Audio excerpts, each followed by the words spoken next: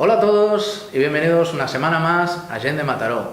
Hoy estamos aquí con dos amigos, con dos integrantes de Fusionarte que dentro de poquito marcharán, harán una aventura, una experiencia brutal y que queríamos un poquito hablar y adentrarnos en esa experiencia que para muchos nos puede parecer imposible, para muchos apasionante, pero para ellos casi que se ha convertido en una cotidianidad. Vamos a descubrirlo. Ellos son Lidia Hernández, Roberto Sánchez. ¿Qué tal? Hola, gracias por invitarnos. Vosotros. Hola, muy bien, gracias, todo bien.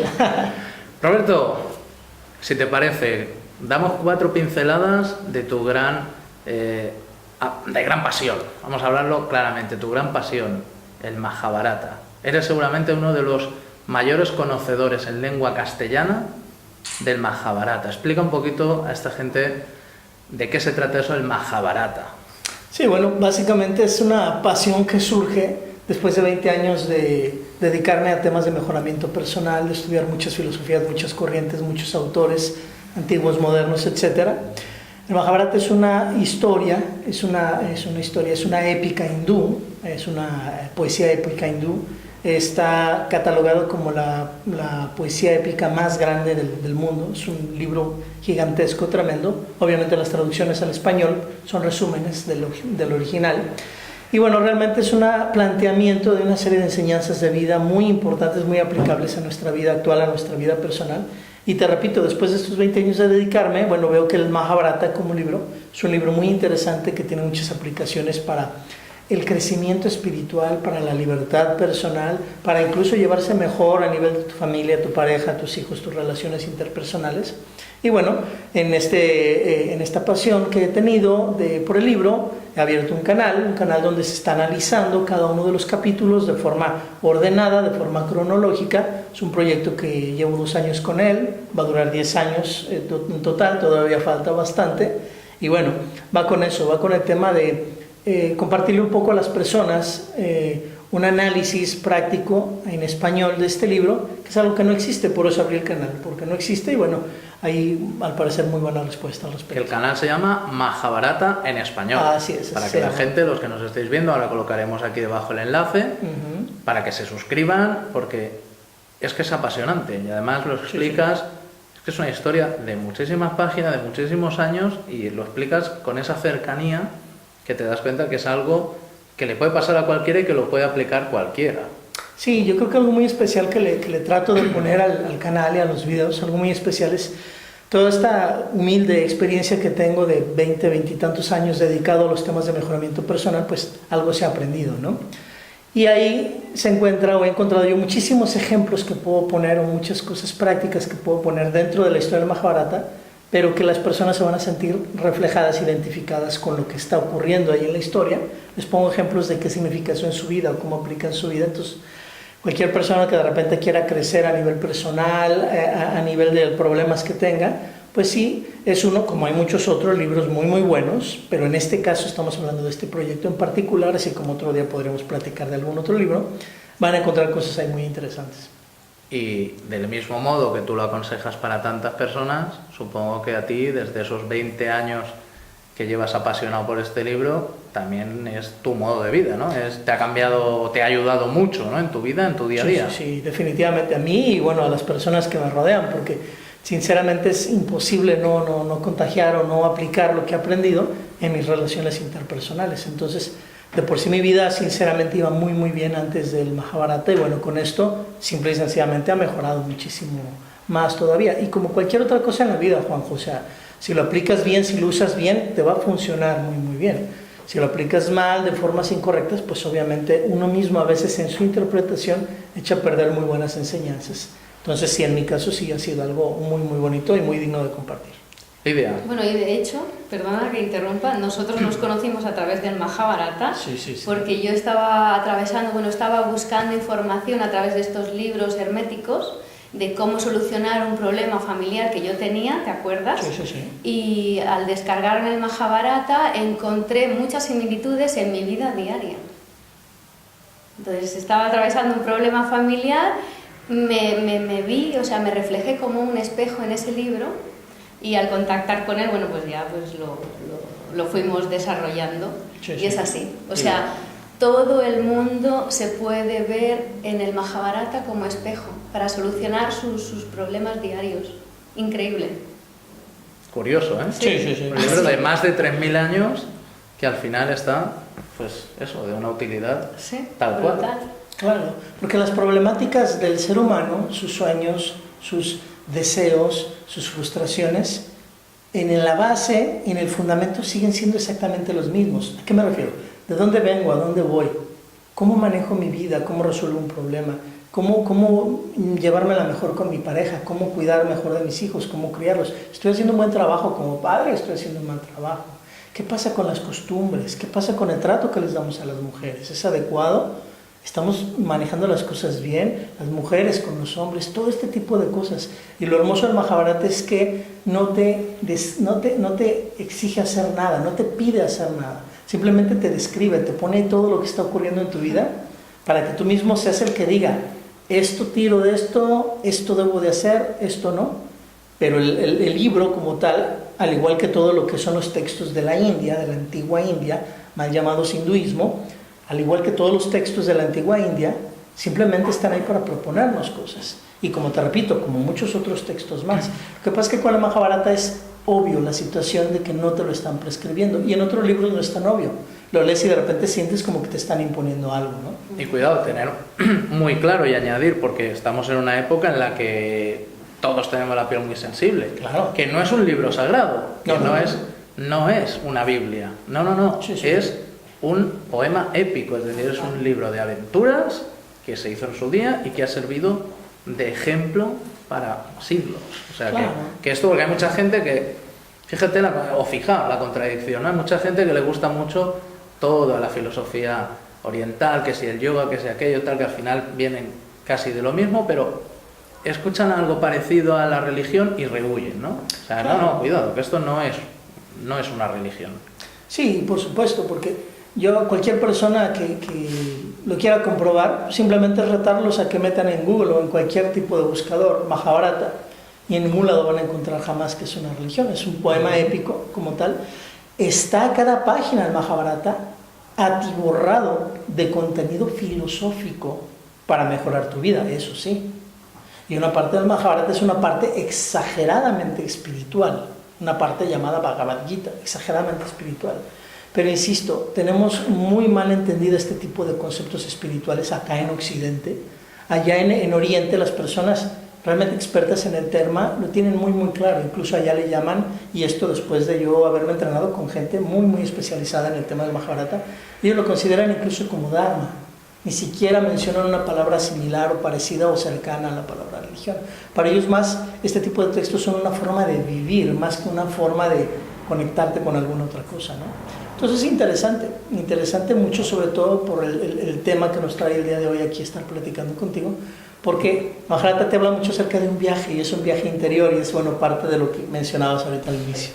Tal cual. Y por ejemplo, yo voy a añadir algo más, en las historias del Mahabharata ves fulanito, o sea, Pepe y Juana se casan, ¿no? Y ella es una soberbia y él es un miedoso, y entonces ya sabes por sus influencias cómo van a ser sus hijos. Entonces, como que si eres un poco observador, ya te vas a dar cuenta cómo va a ir desarrollándose la historia de ese futuro hijo, ya con esas deficiencias que trae. Increíble. ¿Sabes? Lidia, yo antes te iba a comentar, y es que me has dado pie y es perfecto, o sea, ahora que vas a conocer todo esto, hablábamos antes de este viaje, en breve, en nada, os adentráis a unos cuantos meses en algo que para ti es casi ya una rutina, que es estar al frente de un barco, y para ti algo que va a ser prácticamente una novedad. Claro. Primero de todo me interesa, ahora, ¿no?, que conoces el Mahabharata, y supongo que al igual que lleva 20 años Roberto ayudándose en eso, ayuda, porque yo siempre he pensado que estar ahí al frente, solo ver agua, islas y perderte, debe ser increíble para desahogarte, pero debe haber un momento en el cual necesitas una fuerza espiritual. ¿Has notado esa ayuda? Has dicho, ostras, Desde que he encontrado este libro tengo esas respuestas, tengo esos momentos que no tenía antes. Sí, bueno, no solo con el Mahabharata, claro, es verdad, pero te ayuda cualquier libro iniciático, pero sobre todo uno mismo, porque a bordo durante tantos días solo estás con unos compañeros concretos. De culturas muy distintas, cada uno de una punta de un mundo, además, que no tenéis nada que ver. Nada que ver, idiomas diferentes, culturas diferentes, padres, madres diferentes, y entonces salen todas tus miserias. Entonces tienes que estar muy bien amueblado para poder aguantar eso. Y sobre todo cuando son, por ejemplo, 12 días sin ver tierra, seguidos. Y hoy es igual que mañana, y mañana será pasado igual, y al otro, y al otro, y al otro. Entonces se crea como un vacío interior, o vives como en una burbuja. ¿Y cómo se supera eso? Porque que yo solo de pensarlo me da vértigo, el saber que van a ser 12 días cíclicos de agua, y me imagino que agua un día con tempestad, otro día con tiburones, o sea, que no es todo maravilloso, que no es un crucero fantástico. No lo es, porque hay además al principio, antes de entrar al Atlántico, cuando pasas del estrecho de Gibraltar, bajas hacia las Canarias, que es ya la última vez que vemos tierra, y luego ya de allí ya directo hasta el Caribe,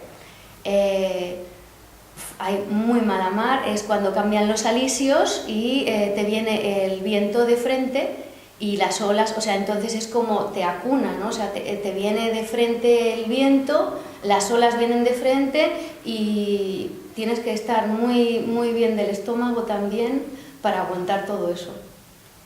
Increíble. Sí, sí, muy mal. Sí, Hay como 2 o 3 días que hasta entre nosotros nos miramos, los que estamos allí, y ni hablamos, ni nos hablamos, porque dices, a ver cómo aguantas esto.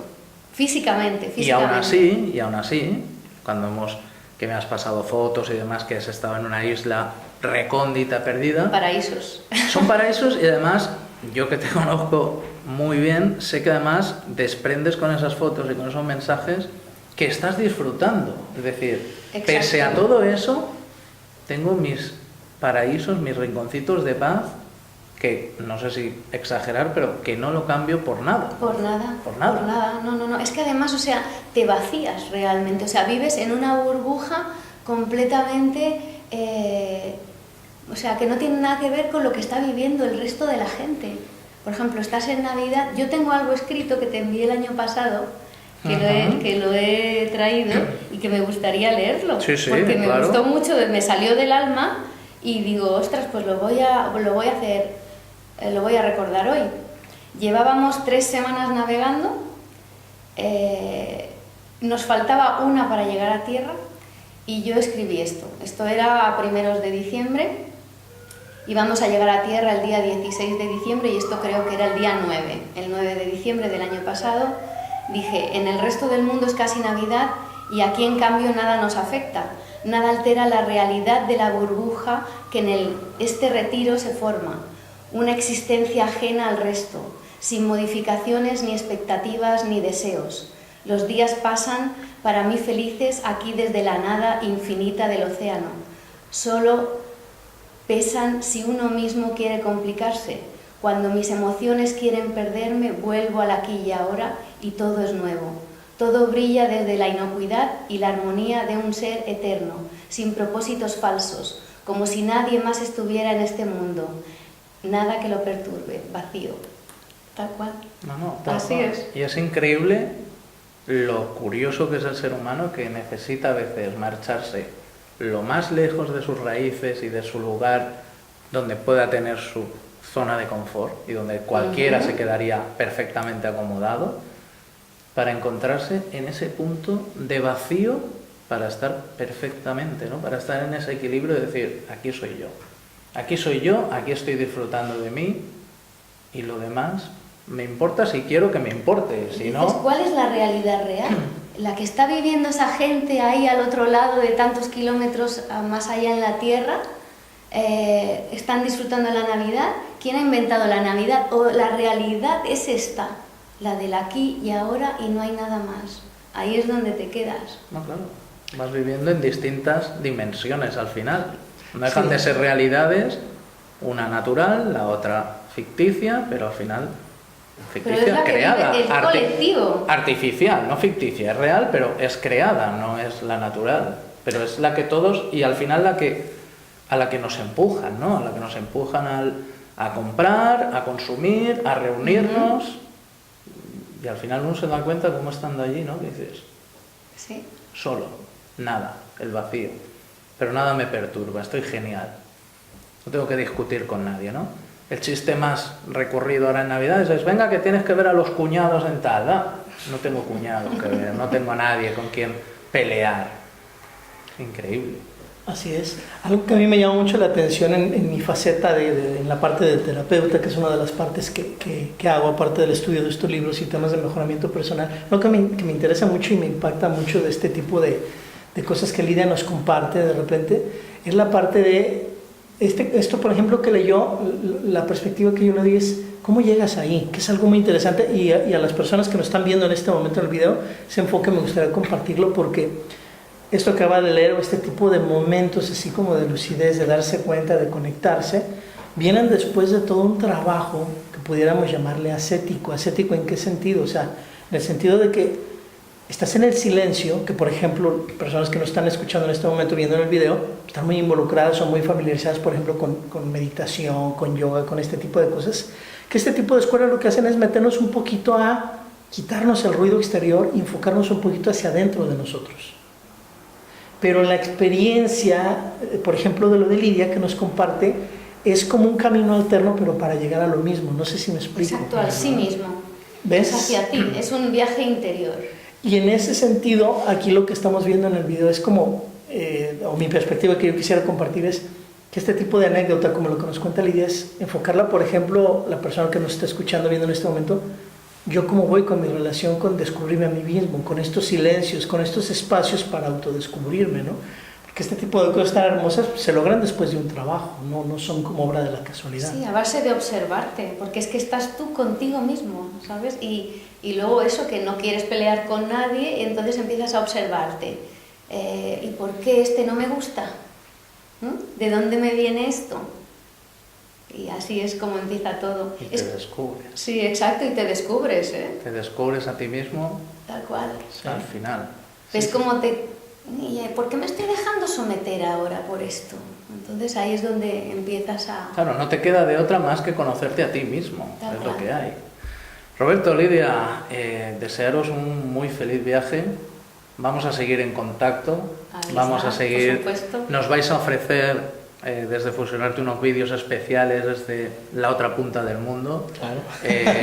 Desearos felicidad, desearos que ese encuentro con vosotros mismos sea cada vez más positivo. Gracias por compartir esta paz, porque yo sé que cuando vean nuestros amigos el vídeo les encantará y dirán, joder, qué tranquilidad y qué inesperado, ¿no? Seguramente. Y lo dicho, que seguimos, que os esperamos vuestras vivencias, esperamos vuestras experiencias y que nada, que vaya muy bien y sobre todo pues eso, que toda esa paz y todo ese buen rollo se traspase al mundo, ¿eh? Que falta hace. Muy bien. Sí, Claro que seguiremos compartiendo. Os Siempre. enviaremos muchas cosas. Amigos, Roberto Sánchez, Lidia Hernández, van pronto a embarcarse en algo brutal. Os iremos contando. Un abrazo, hasta pronto.